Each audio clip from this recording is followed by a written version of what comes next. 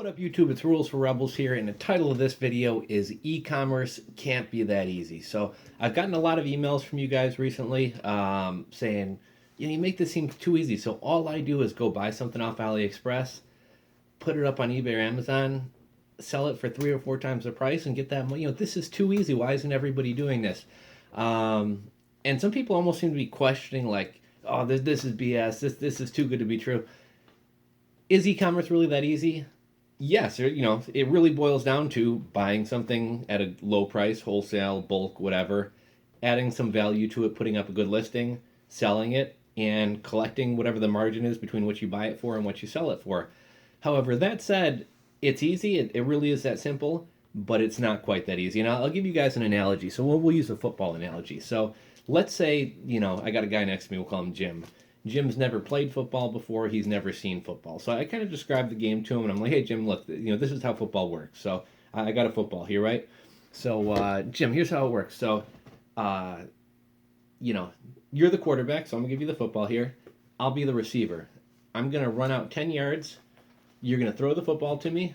I'm going to catch the football and run down the rest of the field and score a touchdown. Pretty easy, right? So Jim's sitting here, and Jim's like, so all I do, I say hike, I throw this ball 10 yards to this guy, he runs down the rest of the, like, A, the sport seems really stupid, and B, it seems way too easy. So what's the catch, right? Well, with football, it's not quite that easy, right? So with football, yeah, it's easy if it's just a matter of me throwing the ball to the receiver catches it and runs down the field. Where it gets more complicated is now we have 11, defensive men out on the field here, right? So in that instance, me, the quarterback, I have 3 or 4 guys rushing me, trying to tackle me. As I'm trying to throw the ball, they're jumping up in my face, trying to put hands in my face, trying to block the ball. I think Jim, is that what we said his name was? Jim runs down 10 yards down the field, right? But it's not as easy as he just runs down and catches the ball. You know what? He's got a cornerback on him, right? So a cornerback, right when he got off the line, he's bumping him. As he's trying to catch the ball, the guy's hitting him right as he's trying to catch it, and he's dropping the ball. So as you can see, the concept of football, throwing the ball down the field, catching it, running for the touchdown, very easy. Where it gets complicated is where you add a variable, or the defensive men, right? Because they're going to try to stop you from going down the field. And I could even use, we could use the same analogy for golf, golf, hey, Jim, there's a sport called golf. We got clubs, we got balls. We just try to hit it. We try to get it in that hole. Well, that seems really easy, right? We're just hitting the ball with a stick and we got to get it in the hole there. Seems pretty simple, right? Well, if Jim's never played golf, it might seem simple, but as soon as he steps up to the tee, and, really, a lot of people their first time can't even hit the ball. So he steps up to the tee and he swings and misses, and, then he drives it down the field, but he doesn't drive it straight. So he's in the, he's not in the fairway, he's in the rough, and he's trying to hit it, and he's got, 6 inches of grass he's having to dig through, and he manages to get it out of there, but then he goes into a sand trap, and he realizes how difficult it is to get the ball out of the sand. So a lot of things in life seem really simple. I mean, I started a landscaping business last year, and it's like, I buy a lawnmower, people have me mow the lawn, and I get paid, right? Like, pretty simple. But the difficult part is, why is somebody going to choose me to my company to mow their lawn over, one of the 20 other companies in town? Do I have the best price? Do I provide a better service, etc.? E-commerce is essentially the same way as these three analogies we use. So, sure, you can go buy a product off AliExpress, put it on eBay, put it on Amazon, put it on your own Shopify store, and if it sells, you make the money. It really is that simple. Where it gets difficult is, let's say I'm trying to sell this portable phone, right? There's probably 100 other people trying to sell the same portable phone. So why is somebody going to buy it from me? Do I have the lowest price? Probably not. And don't get hung up on the lowest price. Everyone's, oh, well, I've seen this for low. Who cares if you've seen it for a lower price? It's not all about the lowest price. The same people who are supplying you with products are selling on eBay themselves, or have a trader selling. You're never going to be able to compete with the lowest price. So you have to add more value. A lot of people, the guy who I buy this phone from in China is probably selling this phone on eBay as well. But guess what? His is going to take a month and a half to get to you, since he's shipping from China. A lot of people don't like dealing with sellers outside of their home country. A lot of people don't like waiting a long time to come. So that's the edge you have on them. Maybe he can undercut you on the actual cost of the product, but you're going to get it to the customer quicker, right? Also, how we put up our list. Let's just say, for example, we're doing an eBay or an Amazon listing. There's 100 other people trying to sell the same phone, right? Well, maybe those guys only have one picture of the phone from the front. And maybe my listing, I have a picture from the side, a picture from the back, I have a close-up picture showing the buttons. Then it comes to the description. Maybe some other guy selling this phone says, hey, I got a portable phone for sale. A lot of people on eBay do that. Portable phone, 2 words for the listing. I might say, look, I got this portable phone. It's got a real redial button. If you call someone and they don't pick up, one button, you redial them again. You don't have to punch in the whole number again. It's got a menu. I can scroll through. I got caller ID. I can see who's called me over the weekend when I'm out of the office. It's got a mute button. If you sit on conference calls um, and you work from home, your dogs are barking in the background, your wife's yelling at you, your kids, hit the mute button. You can sit on your phone and nobody knows that you're working from home. It's got an intercom. If my partner's in the other office, I can hit this intercom button. I can be like, hey Tony, bring me over 3 rolls of tape and some packing slips. So basically, it's my job to sell this product to a customer, to make my phone, even though I'm selling the same phone as everybody else, to make mine seem better than others. So there's 2 different ways we're going to look at this. Like if you're selling on your own Shopify site, obviously you want to describe it well, sell it, etc. On eBay or Amazon, another big factor is pretty much whoever shows up on first page is going to be the one who's going to sell the most, right? So how do you show up on the first page? Well, eBay, Amazon, essentially they're search engines. We all hear about the term SEO, which means search engine optimized. So eBay is more likely to show listings that are going to provide value to the buyer or to where the buyer knows a lot about the product. So, for example, somebody who has just one picture of this phone isn't going to rank as high as somebody who has a picture of this phone from every single angle. Why? Buyers want to see different pictures. Buyers really want to know what they're getting. They're not able to touch this phone, so you have to describe everything to them. So if someone just has one picture, this is the phone for sale, but I show it, somebody can say, oh, I really like the slim profile of this phone. I'm going to buy this phone. Whereas from the front, that person doesn't know if, it's a block like 2 inches thick. So it's really your job to showcase this to the customer. But for eBay and Amazon, they're going to show you higher than other people if you A, use a maximum amount of pictures, B, use appropriate keywords. So where somebody's title and description may be like portable phone for sale, and I say my title is like lightweight portable phone with redial, intercom, and caller ID. Well, if you're a buyer and you see both listings, are you going to buy the one that just says portable phone, or are you going to buy the one where I tell you about a few of the features? For the description, somebody may just say portable phone for sale. I may list all the features on this. So somebody who's looking for a mute button or looking for redial or whatever else may buy mine over somebody else's. So yeah, you're having to sell this to the customer just as you would any product. But the unique thing is if you're selling on eBay or Amazon, there's certain ways that you can craft your listing that will get you to show up higher than other people. And I can tell you for a fact that if you show up higher than other people, it doesn't matter if you're priced 30% higher than them. Most people will not look past page 1 or maybe 2 of eBay rankings.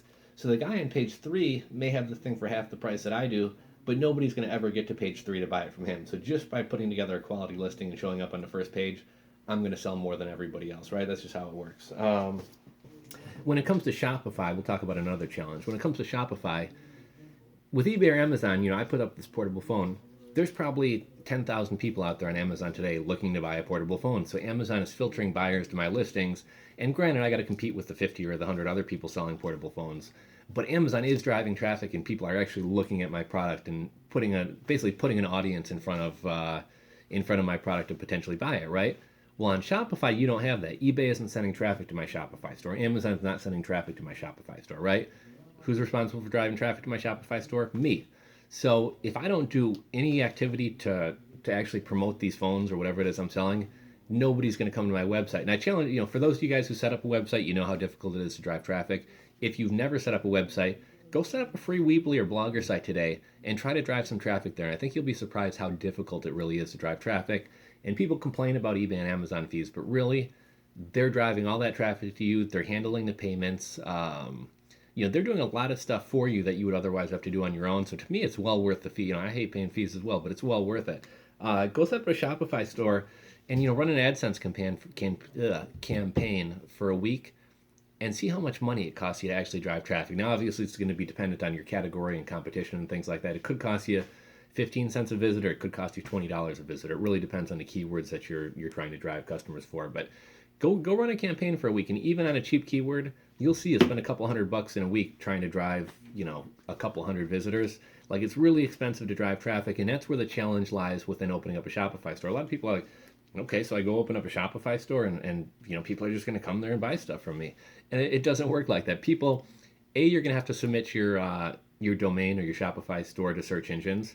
You're going to have to do what's called search engine optimization, which means like writing articles, putting together listings that use certain keywords so that when somebody searches for this portable phone, my website comes up ideally on the first page, or at least not on page 10,000 of Google, or nobody will ever see it. How else can I promote this phone? Well, I could write a blog and maybe write a blog post like, small business owners, have you been looking for a new portable phones that you can move around while you're in the office? I have the perfect phone, and actually, I say that really, I try not to write articles that are just completely sales directed, like, hey, you should buy this phone because it has, no, what I'll say, I might, this is a kind of a poor example with other things that may work out better, but I could write an article like, how small business people can be more efficient in their office. And maybe I have 5 tips for how people can be more efficient in their office. And one of these tips is having a portable phone so that when you're taking a call, if you have a customer who's just yammering on and on, well, you can get up and maybe pack some orders or do something else while you're on the phone. So that may be one. When I write blog posts or even YouTube videos, I'm not pushing a product on people. I'm trying to give people a solution to a problem they currently have. So let's just say this is a diaper as opposed to a phone for right now, right? So I could write a blog post for mommy bloggers or whatever. Are you spending a fortune on diapers? Are you spending a fortune on diapers? Are the diapers that you buy not even really that good? They leak. You go through too many of them. They give your baby diaper rash, whatever else. Well, you need to buy this. This is a phone, I realize, but you need to buy this diaper. It's a cloth diaper. It's washable and reusable. Never buy another diaper again in your life. You buy a couple of these. You use it on your baby. As soon as the diaper's soiled, you just wash it, throw it in the washing machine. It's good to go. Instead of paying $26 for a box of diapers. I got a phone call coming in. Actually, scratch that. Sorry, guys. I don't need to take that call. So again, we'll say this is a diaper. Quit buying $50 worth of diapers a week. With these new cloth diapers, it's healthier for your baby. There's no plastic. There's no chemicals. B, these are washable and reusable. They're more friendly to the environment. I say all this stuff, and basically I'm solving somebody's problem. So maybe one mother doesn't like the waste and all these diapers going into the landfill. So she might like the cloth diapers because they're reusable. It's more energy conscious, whatever. It's not going to a landfill. This mom over here, she doesn't like putting diapers on her baby because they're plastic and there could be chemicals in it, whatever else. So she likes the cloth diaper because it's natural, it's organic cotton, whatever. Another mom, she's just spending a fortune on diapers and she can't really afford it. A case of diapers costs $26. But with this diaper, to wash it, it only costs 30 cents. So basically, you can use this diaper 50 times and it's only going to cost you $6. Whereas if you were using throwaway diapers, that same amount of diapers would cost you $50. So you're saving money. So basically, solve one of these problems for people, and if you drop a link below and where they can buy this product, well, you just solved their problem. So why aren't they going to click there and buy it, right?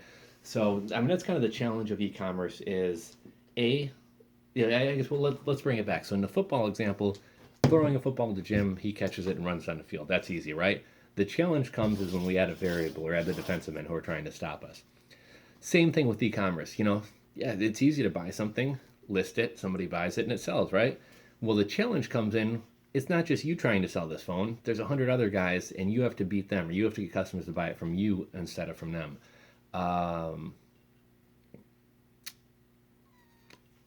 Sorry, guys, lost my frame of thought there. So that's where the challenge comes in. With Shopify, now not only are you competing with 100 other people online who are trying to drive customers to their site, but in addition to that, not only do you have to win that customer over the other sites, but you got to get them to find your website in the first place, right? How are they going to get there? Well, you're going to have to write a blog post to drive them there.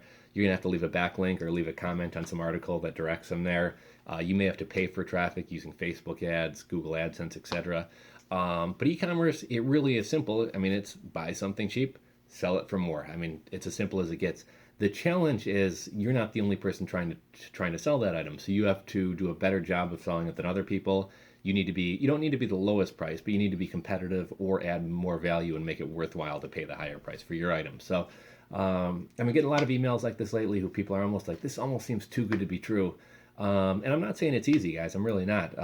The overall concept is easy, right? Buy cheap, sell for more. Buy low, sell high.